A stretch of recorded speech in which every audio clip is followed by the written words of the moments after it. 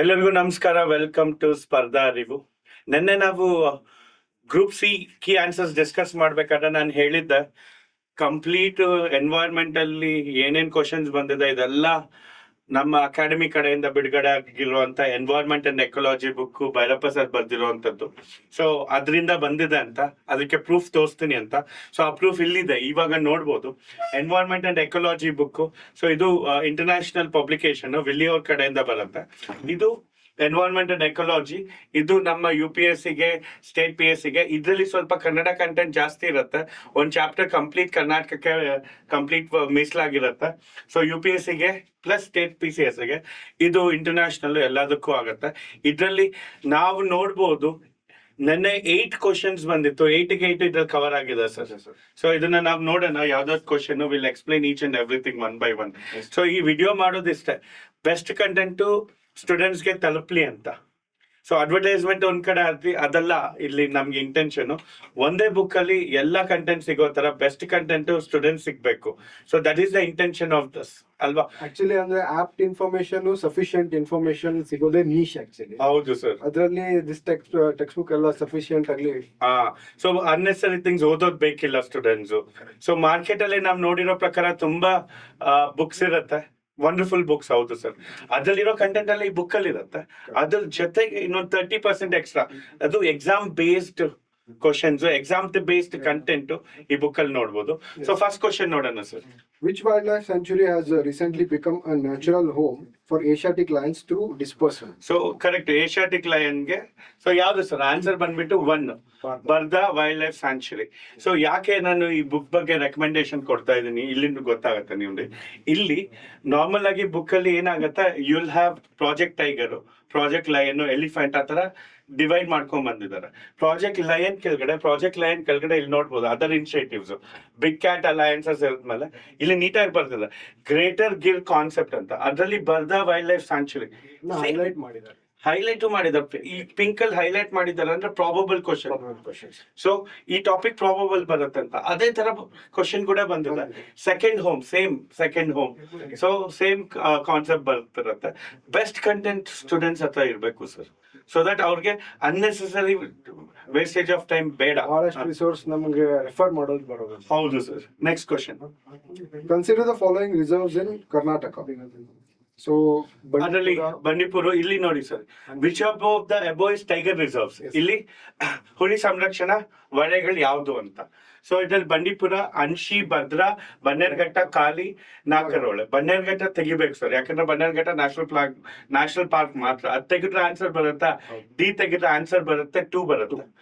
But what A wonderful way.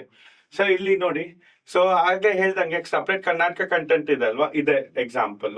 So ಇಲ್ಲಿ ನಿಮ್ಗೆ national park plus tiger reserves, ಯಾವ್ದಾದ್ರು national park ಕೂಡ tiger reserve ಕೂಡ. ಅನ್ಶಿ ನ್ಯಾಷನಲ್ ಪಾರ್ಕ್, ಖಾಲಿ ಟೈಗರ್ ರಿಸರ್ವ್. ಮತ್ತೆ ಬನ್ನೇರ್ಘಟ್ಟ ಅಲ್ಲ, ಇಲ್ಲಿ ಬರೀ ನ್ಯಾಷನಲ್ ಪಾರ್ಕ್ ಮಾತ್ರ ಕೊಟ್ಟಿದ್ವಿ. ಇಲ್ಲಿ 2 ಸಿಂಬಲ್ ಇದೆ ನೋಡಿ sir. This symbol national park symbol, ಇದು tiger reserve symbol. So symbol ಮೂಲಕ ಎಕ್ಸ್ಪ್ಲೇನ್ ಮಾಡಿದ್ದಾರೆ ಅಷ್ಟೇ ಇಲ್ಲ, ಕಂಪ್ಲೀಟ್ ನ್ಯಾಷನಲ್ ಪಾರ್ಕ್ ಬಗ್ಗೆ ಮತ್ತೆ ಕಂಟಿನ್ಯೂಸ್ ಆಗಿ ಎಕ್ಸ್ಪ್ಲನೇಷನ್, ಡೀಟೇಲ್ಡ್ ಆಗಿ ನೀವು ಎಕ್ಸ್ಪ್ಲನೇಷನ್ ನೋಡಬಹುದು ಅಲ್ವಾ. ಆ ಇಮೇಜ್ ಸಫಿಶಿಯಂಟ್ ಇದೆ ಆನ್ಸರ್ ಮಾಡ್ತಾರೆ. ಆ ಇಮೇಜ್ ನೋಡಿದ ತಕ್ಷಣ ಇಮೇಜ್. ಹೌದು. ಸೊ ಇದು ನೆನ್ಪಿಟ್ಕೊಂಡು ಇನ್ನೊಂದ್ಸರಿ, when it is in image format retention ಜಾಸ್ತಿ ಇರೋದು. Next question. So match list 1 and list 2 and select the correct answer using codes below. So ಇಲ್ಲಿ nitrogen cycle, water cycle, carbon, sulphur ಇದೆ. ಇಲ್ಲಿ ನೋಡಿ simple ಇದೆ ನೋಡಿ, ನಮ್ಗೆ ಗೊತ್ತಿರೋದು ನೈಟ್ರೋಜನ್ ಡೈರೆಕ್ಟ್ ಆಗಿ A3. ಸೊ A3 ಇರೋದು 1 ಮತ್ತೆ 4. ಮತ್ತೆ ಎಲ್ಲರಿಗೂ ಗೊತ್ತಿದೆ ವಾಟರ್ ಸೈಕಲ್ಗೆ ಎವಾಪರೇಷನ್, ಕಂಡೆನ್ಸೇಷನ್, ಪ್ರೆಸಿಪಿಟೇಷನ್. B4 ಬರ್ಬೇಕು. A3 B4 ಇರೋದು ಯಾವ್ದು ಸರ್? 2 ಇದೆ, 1 and 3 ಇದೆ. ಇನ್ನ ಸೂಪರ್ ಅಂದ್ರೆ ಕಾರ್ಬನ್ಗೆ ಫೋಟೋಸಿಂಥಸಿಸ್ ಅಂಡ್ ರೆಸ್ಪಿರೇಷನ್, C1 ಇರೋದು ಆಪ್ಷನ್ ನಂಬರ್ 4 ಮಾತ್ರ. ಸೊ 44ಗೆ ಆನ್ಸರ್ ಆಪ್ಷನ್ ನಂಬರ್ 4. ಇಲ್ಲಿ ನೋಡಿ, ಸೊ ಇಲ್ಲಿ ನೀವು ನೋಡಿದಾಗ ನೀಟಾಗಿ ಗೊತ್ತಾಗತ್ತ, ಕಾರ್ಬನ್ ಸೈಕಲ್ ಅಲ್ಲಿ carbohydrate, proteins, photosynthesis, consumption, respiration same ಅಲ್ವಾ. ಸೊ ಬಯೋಜಿಯೋ ಸೈಕಲ್ಸ್ ಅಲ್ಲಿ ಎಲ್ಲ ಬರುತ್ತೆ. ಇದರಲ್ಲೇ ಹೇಳಿದ್ದೀವಿ, ಸಲ್ಫರ್, ಕ್ಯಾಲ್ಸಿಯಮ್, ಮ್ಯಾಗ್ನಾಷಿಯಮ್ ಎಲ್ಲ ಇದ್ರಲ್ಲಿ ಕವರ್ ಆಗುತ್ತೆ. ಸೊ ಎಕ್ಸಾಂಪಲ್ ಇಲ್ಲಿ ಕಾರ್ಬನ್ ಸೈಕಲ್ದು ಸೇಮ್ ಕ್ವಶನ್ ಇಲ್ಲೇ ಬಂದಿದೆ. ಎಕ್ಸಾಕ್ಟ್ಲಿ. ಸೊ 44ಗೆ ಆನ್ಸರ್ ಬಂದ್ಬಿಟ್ಟು 4 ಸರ್. Even ಇದಕ್ಕೂ ಒಂದು ಗ್ಲಾನ್ಸ್ ಓವರ್ವ್ಯೂ ಸಾಕಲ್ವಾ? ಮೇಲ್ಗಡೆ ಒಂದು ಪೇಜ್ ನೋಡ್ಕೊಂಡು ಹೋಗಿದ ತಕ್ಷಣ we can identify what it is ಅಂತ. Consider following statements with refer to Sameer app. Sir statements ಹೇಳಿ sir. The app provides hourly updates on National Air Quality Index. Okay. And the app, Correct ಇದೆ sir. So hourly update on National Air Quality Index. Next. The app is published by CPCB. CPCB. Correct ಇದೆ sir. The app can give AQI up to 1000. ಇಲ್ಲಿ ನೋಡಿ sir. Check this. So ಇಲ್ಲಿ AQI ಕಾಣಿಸ್ತದೆ. Category good. So AQI maximum ಎಲ್ಲಿದೆ sir? 500. So ಅಲ್ಲಿ statement ಅಲ್ಲಿ ಏನಿದೆ? 1000 ಇದೆ. ಸೊ ಸ್ಟೇಟ್ಮೆಂಟ್ ಕರೆಕ್ಟ್ ಆಗುತ್ತೆ ರಾಂಗ್ ಆಗುತ್ತೆ sir? That's wrong. So 2 correct statements ಆಯ್ತು. ಸೊ ಥರ್ಡ್ ಸ್ಟೇಟ್ಮೆಂಟ್ ರಾಂಗ್ ಅಂತ ಗೊತ್ತಾಯ್ತು. Next. The app lists the cities in color codes. Yes, ಇಲ್ಲೇ ನೋಡಿ ಒಂದೇ ಸ್ಟೇಟ್ಮೆಂಟ್ ಅಲ್ಲೇ ಕಂಪ್ಲೀಟ್ ಆಗಿ ಎಲ್ಲ ಬಂದ್ಬಿಡುತ್ತೆ. So when we observe mobile app ಸಮೇತ್ develop by CPCB available for Android and iOS to display AQI at city and station level AQI bulletin. So colour codes 3 statement ಒಂದೇ ಕಡೆ ಬರುತ್ತೆ. ಪ್ಲಸ್ ಇಲ್ಲಿ maximum 500 ಗೊತ್ತಾಗೋಗುತ್ತೆ. So answer ಏನಾಗುತ್ತೆ? 3 statements are correct, 1 statement wrong ಆಗುತ್ತೆ. Only 3 statements are correct. So answer for 72nd is 2. So next one is identify the correct sequential steps of decomposition. Yes. ಇಲ್ಲಿ catabolism, mineralization, humidification, leaching, fragmentation. ನಮ್ಮೆಲ್ಲರಿಗೂ ಗೊತ್ತಿರೋದು end process is mineralization. ಇಲ್ಲಿ ಯಾವ್ದಿದೆ sir? The one which has B at the end. So option 2. Second option. So we can directly go. Yeah. ಒಂದು ಗೊತ್ತಿದ್ದು ಗೊತ್ತಾ? Mineralisation. So ಏನಾಗ್ಬೇಕು? Humus ಏನಕ್ಕೆ convert ಆಗ್ಬೇಕು? Soil ಗೆ ಮಿನರಲ್ ಆಗ್ಬೇಕು. ಅಷ್ಟೇ ಗೊತ್ತಿದ್ರು ಆನ್ಸರ್ ಮಾಡ್ಬೋದು ಅಲ್ವಾ ಸರ್? ಸೊ 2 ಹೋಗುತ್ತೆ, 91 2 ಹೋಗುತ್ತೆ. ಅದ್ರ ಜೊತೆಗೆ c disintegration process of productivity. So functions of ecosystem ಕೆಳಗಡೆ ನಾವೇನ್ ಮಾಡ್ತಾ ಇದ್ವಿ? ಕೆಟಬಾಲಿಸಮ್. ಆ ಕೆಟಬಾಲಿಸಮ್ ಅಲ್ಲೇ aerobic, non aerobic, fermentation, bifurcation, complete details ಅಲ್ಲಿ ಈ ತರ ಬೈಫರ್ಕೇಶನ್ ಮಾಡಿ ಬರ್ತಿರುತ್ತೆ. So you can understand everything. So ಇದನ್ನ ನೋಡಿದ್ರೆ ಕೆನ್ ಐ ಸೇ ದಟ್ ಈಗಕ್ಕಿಂತ ಇನ್ನು 3 years ಫ್ಯೂಚರಿಸ್ಟಿಕ್ ಆಗಿ ಬುಕ್ ಬರ್ದಿರೋದು, ಕಂಟೆಂಟ್ ಇರೋದು. Exams go now. ಹೌದು, ಅಪ್ಕಮಿಂಗ್ ಎಕ್ಸಾಮ್ಸ್ಗೆಲ್ಲ ಯು ಹ್ಯಾವ್ ದಿಸ್ ಬುಕ್ ಅಲ್ವಾ? So the next question is select the correct statements from the following. So first statement is Bryophytes are called amphibians of plant kingdom. Sir. xylem and phloem are absent in ferns. Ferns. And gymnosperms are Naked seeded plants. Angiosperms show single fertilization. Yes. Algae belongs to fungi kingdom. So ಈಗ animal Kingdom ಗೊತ್ತದೆ, plant Kingdom ಗೊತ್ತ, ಇನ್ನೊಂದಿದೆ ಗೊತ್ತಾ? Fungal Kingdom. So plant ಬೇರೆ, fungal Kingdom ಬೇಡ. So ಇಲ್ಲಿ ನೋಡಿ, ಇಲ್ಲಿ ಗೊತ್ತಾಗತ್ತೆ ನಿಮ್ಗೆ. ಪ್ಲಾಂಟ್ ಕಿಂಗ್ಡಮ್ ಅಲ್ಲಿ there is algae. Algae is plant kingdom. Innondu sir, recently algae has been added into plant kingdom. So that is what is part of this. Ellaru ಅಲ್ಲಿ trap. ತುಂಬಾ ಜನ algae is not at all plant kingdom ಅನ್ಕೊಂತಾರೆ, recently add ಆಗಿರೋದಕ್ಕೆ. But ಈ book ಅಲ್ಲಿ ಆಗ್ಲೇ ಇದೆ. So ಈ ಝೂಲಾಜಿಕಲ್ ಸರ್ವೆ, ಬೊಟಾನಿಕಲ್ ಸರ್ವೆದಲ್ಲಿ ಇದು ಗೊತ್ತಾಗತ್ತೆ.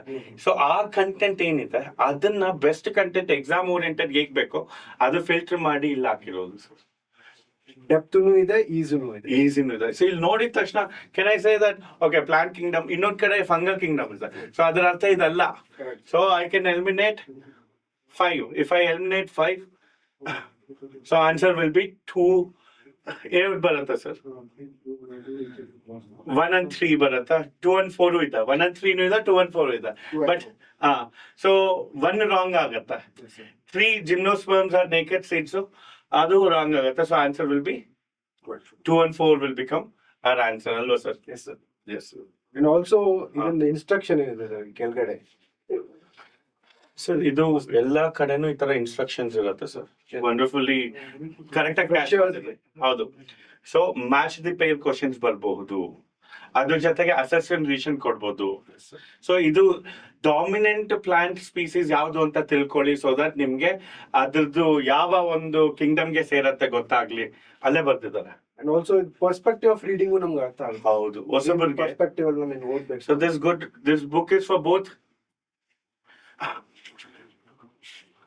for newcomers as well as experienced candidates. Hello. Next. So this is statement 1 and statement 2 kind of questions. So biochemical oxygen demand (BOD) is the indicator Indicator of water pollution. Correct statement is also. Statement 2. It is possible to estimate the amount of biodegradable organic matter in sewage by measuring BOD. Yes, organic ಮ್ಯಾಟರ್ನೇ ತಿಳ್ಕೊಳ್ಳೋದು. Both statements are correct. Answer ಏನಾಗಿರುತ್ತೆ, both statement 1 and 2 are correct. So look at this. BOD is the amount of dissolved oxygen in milligrams required for aerobic microorganism to break down organic matter. So ಇಲ್ಲಿ direct ಆಗಿ highlight ಮಾಡಿದ್ವಿ, organic pollution level ಅಂತ direct ನಾವು mention ಮಾಡಿರೋದು. So it is a direct ಆಗಿ ಇಲ್ಲಿರೋದು statements ಬಂದು. So answer ಏನಾಗುತ್ತೆ, ಬೋತ್ ಆರ್ ಕರೆಕ್ಟ್ ಸ್ಟೇಟ್ಮೆಂಟ್ಸ್ ಅಲ್ವಾ sir? Next, Who coined the term green revolution for the first time? Sir normal ಆಗಿ ಎಲ್ಲ ಸ್ಟೂಡೆಂಟ್ಸ್ ಏನ್ ಆನ್ಸರ್ ಮಾಡಿರ್ತಾರೆ, MS ಅಲ್ಲ, ನಾರ್ಮಲ್ ಬಾರ್ಲಾಂಗ್ ಕೂಡ ಆನ್ಸರ್ ಮಾಡ್ತಾರೆ. ಯಾಕೆ? It's not about. ಸೊ ಎರಡಲ್ಲೇ MS ಸ್ವಾಮಿನಾಥನ್ ಅಥವಾ ನಾರ್ಮನ್ ಇವ್ರನ್ನೇ ಮಾಡಿರ್ತಾರೆ. This was the trap. ಎರಡು ಟ್ರಾಪ್. ಸೊ 99% ಜನ ಮಾಡಿರ್ತಾರೆ, but very few will know William S Gaud. So for that this is the best thing. First green revolution in India. So ಇಲ್ಲಿ ನೋಡಿ, William god. So USAID ಕಡೆಯಿಂದ ಮಾಡಿರ್ತಾರೆ ಅಲ್ವಾ? ಕ್ಲಿಯರಾ? So ಇದು ಶೋಸ್ ದಟ್ ಶಾರ್ಟ್ ನಮ್ಮ ಒಂದು ಕಂಟೆಂಟ್ ಬುಕ್ ಅಲ್ಲಿ ಏನಿದೆ ಅದೆಲ್ಲ ಬಂದಿರೋದು. ಇನ್ನೊಂದಿದೆ ಸರ್, ಒಂದು ಡಿಸ್ಕ್ಲೈಮರ್ ಏನಂದ್ರೆ, ನಿನ್ನೆ ನಾವೊಂದು ವಿಡಿಯೋ ಬಿಡುಗಡೆ ಮಾಡಿದ್ವಿ. ಆ ವಿಡಿಯೋದಲ್ಲಿ 100 ಕ್ವಶನ್ಸ್ ಡಿಸ್ಕಸ್ ಮಾಡಿದ್ವಿ. ಅದ್ರಲ್ಲಿ 2 ಕರೆಕ್ಷನ್ಸ್ ಇದೆ. ಅಂದ್ರೆ ಮಾಡ್ತಿದ್ವಿ, ಬೇಗ ಆನ್ಸರ್ಸ್ ಕೊಡ್ಬೇಕು, ಮಲ್ಟಿಪಲ್ ಹ್ಯಾಂಡ್ಸ್ ವೇರ್ ಇನ್ವಾಲ್ವ್. ಅಂದ್ರೆ ಅದು ಏನಾಗುತ್ತೆ, ಆನ್ಸರ್ಸ್ ಕರೆಕ್ಟ್ ಇದೆ, ಮಾರ್ಕ್ ಮಾಡೋದ್ರಲ್ಲಿ ಸ್ವಲ್ಪ ಹೆಚ್ಚು ಕಮ್ಮಿ ಆಗಿದ್ವಿ ಅಷ್ಟೇ. ಸೊ ಅದಕ್ಕೆ ಅದರಲ್ಲಿ 2 ಕ್ವಶನ್ಸ್ ಯಾವ್ದು ಅಂದ್ರೆ, ಕ್ವಶನ್ ನಲ್ಲಿ ಒಂದು ಮಿನಿಕೋ ಐಲ್ಯಾಂಡ್ ಅಂತ ಆನ್ಸರ್ ಕೊಟ್ಟಿದ್ವಿ. ಕ್ವಶನ್ ನಂಬರ್ 16 ಅನ್ಸುತ್ತೆ ಸರ್. ಸೊ ಅದು ಆಕ್ಚುಲಿ ಬಿತ್ರಾ ಐಲ್ಯಾಂಡ್ಸ್. ಅದು ವಿಡಿಯೋ ಕೆಳಗಡೆ ನಾವು ಟ್ಯಾಗ್ ಮಾಡಿದ್ವಿ ಅಷ್ಟೇ ಅಲ್ಲ. ಮತ್ತೆ ಸ್ಪೆಷಲ್ SIR ಬರುತ್ತೆ ಅಲ್ವಾ, intensive revision, special intensive revision. ಅದರಲ್ಲಿ ಕೂಡ ಏನಾಗಿದೆ, ಅದರಲ್ಲಿ ಆನ್ಸರ್ ಬಂದ್ಬಿಟ್ಟು 4 ಆಗುತ್ತೆ ಸರ್. ಓಕೆನಾ? ಇನ್ಕರೆಕ್ಟ್ ಇರೋದು 4 ಆಗುತ್ತೆ. ಇದು ಕ್ರಾಸ್ ಚೆಕ್ ಮಾಡಿ 100% ಕಾನ್ಫಿಡೆನ್ಸ್ ಇಂದ ಈಗ ಹೇಳ್ತಾ ಇದ್ವಿ. ನೆನೆ ರಾಂಗ್ ಆಗಿತ್ತು, ಬಿಕಾಸ್ 100 ಕ್ವಶನ್ಸ್ ಮಾಡ್ಬೇಕಾದ್ರೆ ಹ್ಯೂಮನ್ ಎರರ್ಸ್ ಇರುತ್ತೆ. ಸೊ ಇಟ್ಸ್ ಅ ವಿವರಣ್ ಬೇಗ ಬಿಡುಗಡೆ ಮಾಡೋಣ ಅಂತ ಸ್ಟೂಡೆಂಟ್ಸ್ಗೆ ಇದು ಮಾಡಬೇಕು ಅಂತ ಅಷ್ಟೇ ಮಾಡಿದ್ದು. ಅದು 2 ಇದಾಗಿದೆ ಅಷ್ಟೇ. So not to worry. So ಇದು ಕರೆಕ್ಷನ್ ಇದು. ಸೊ ಅದ್ರ ಜೊತೆಗೆ ಈ ಬುಕ್ ಏನಿದೆ ಸರ್, ಇದು ಕನ್ನಡದಲ್ಲೂ ಇದೆ, ಇಂಗ್ಲಿಷಲ್ಲೂ ಇದೆ. ಸೊ ಇಟ್ ಈಸ್ ಈ ಬುಕ್ ಬರೀ ಇಂಗ್ಲಿಷಲ್ಲಿ ಇದೆ. So it is international publication. ಈ ಬುಕ್ ಇಂಗ್ಲಿಷಲ್ಲಿ ಇದೆ. ಇದ್ರಲ್ಲಿ ಫಸ್ಟ್ ಬುಕ್ ಏನ್ ಬರುತ್ತೆ, ಇದು both in Kannada and English. So ಎರಡಲ್ಲೂ ನಿಮಗೆ ಸಿಗತ್ತೆ. ಸೊ ನಮ್ಮ ಕನ್ನಡದಲ್ಲಿ ಬರೆಯುವಂತ UPSC ಆಸ್ಪಿರೆಂಟ್ಸ್ಗೆ ಇರ್ಬೋದು, ಮತ್ತೆ KS ಸ್ಟೂಡೆಂಟ್ಸ್ಗೆ ಇರ್ಬೋದು, ಮತ್ತೆ ಗ್ರೂಪ್ C. ಇನ್ಫ್ಯಾಕ್ಟ್ ಇದು ನಮ್ಮ ಲಾಸ್ಟ್ ಪ್ರಿಲಿಮ್ಸ್ ಗೆ ಬಂದಿದೆ, ತುಂಬಾ ಹೆಲ್ಪ್ ಆಗಿರುತ್ತೆ. Yes, this book is overall book for UPSC itself ಅಲ್ವಾ? So best in the market right ನಾವ್ ಈ ಬುಕ್. ಸೊ ಇದು ಇವತ್ತಿನ ಒಂದು ಕ್ಲಾಸು. ಸೊ ನೆಕ್ಸ್ಟ್ ಕಂಟೆಂಟ್ ಇಂದ ನೆಕ್ಸ್ಟ್ ವಿಡಿಯೋದಲ್ಲಿ ಮೀಟ್ ಆಗೋಣ. Till then have a great day. All the very best. ಜೈ ಹಿಂದ್.